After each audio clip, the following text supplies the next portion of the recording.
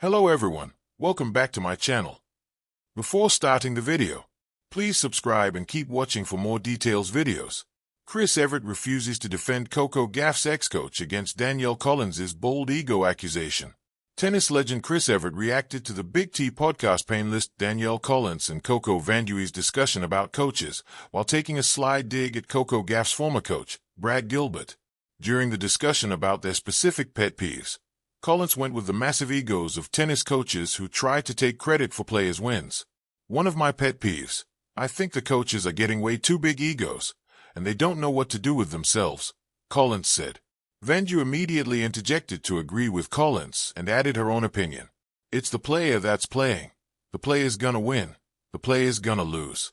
Coach gets way too much credit and too much notoriety. I couldn't care less about a coach. Sorry, Coach BG. Like you didn't take the racket and execute the forehand or the backhand, Vanju said. Collins added, I'm with you, Coco.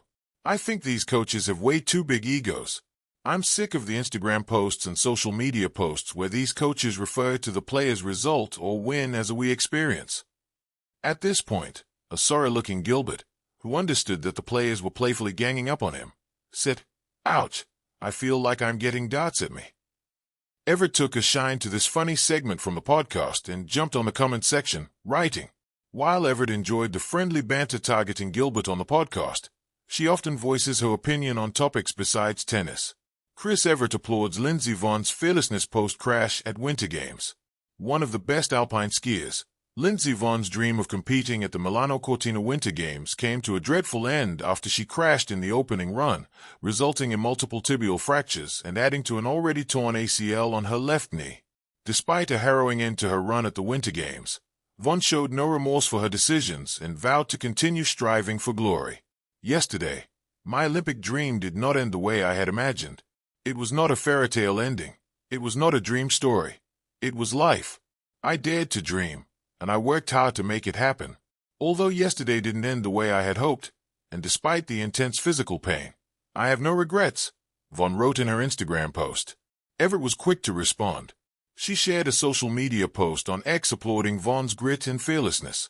Evert is an 18-time Grand Slam champion and understands what it takes to be a champion and have the courage to fight against all odds, never giving up on your dream. In the high-stakes world of professional tennis, where the baseline can feel like a battlefield and every handshake at the net carries layers of subtext, silence can be louder than applause. And when a legend like Evert chooses not to speak in defense of a fellow tennis figure, the quiet hum of the sport turns into a resonant echo.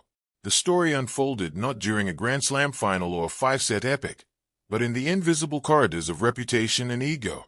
At the center stood Coco Gauff's former coach, a figure once hailed as instrumental in shaping one of the brightest talents of her generation. Across the net, metaphorically speaking, stood Danielle Collins, fiery, unapologetic, and never one to dilute her words for public comfort. Collins's accusation was simple in phrasing but seismic in implication. Ego. In tennis, ego is a complicated companion. It fuels champions through tiebreakers and third-set comebacks. It whispers, "You belong here," when 15,000 spectators are chanting for the opponent. But it can also fracture locker rooms, sour partnerships, and turn mentorship into manipulation. When Collins suggested that Gauff's ex-coach operated from ego rather than empowerment, it wasn't merely a critique of personality. It was a challenge to the unseen power dynamics that shape young athletes' careers. And then came the moment many waited for. Would Evert respond? After all, Evert is more than a commentator or former champion. She is a bridge between eras. Her 18 Grand Slam singles titles are not just numbers, they are historical markers. She understands the delicate chemistry between player and coach because she lived through it. Through triumphs, pressure, media storms, and the silent sacrifices that sculpt greatness. But Evert did not rush to defend. Her restraint spoke volumes. In a culture increasingly defined by instant reactions, Evert's refusal to immediately counter Collins's bold claim felt almost radical. She did not scold. She did not dismiss. She did not rally behind the coach in question. Instead, she allowed the tension to breathe. For some, this was surprising. Evert has long been vocal about supporting players navigating intense scrutiny, especially young women carrying the weight of expectation. She has publicly praised Gauff's maturity, composure, and resilience. Many assumed she might instinctively protect those connected to Gauff's rise. But perhaps Evert recognized something deeper.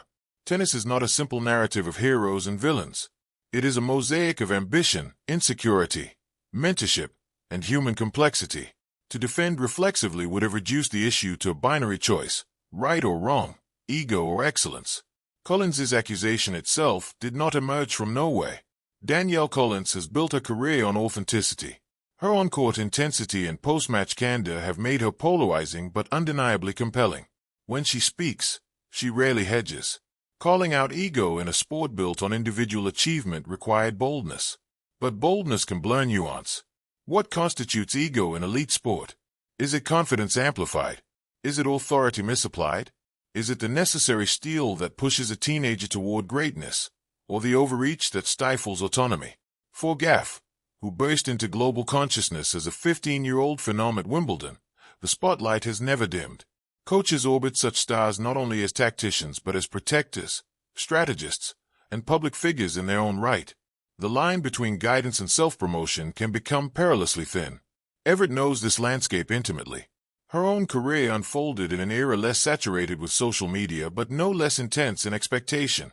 She navigated rivalries, most famously with Martina Navratilova, with poise that defined professionalism.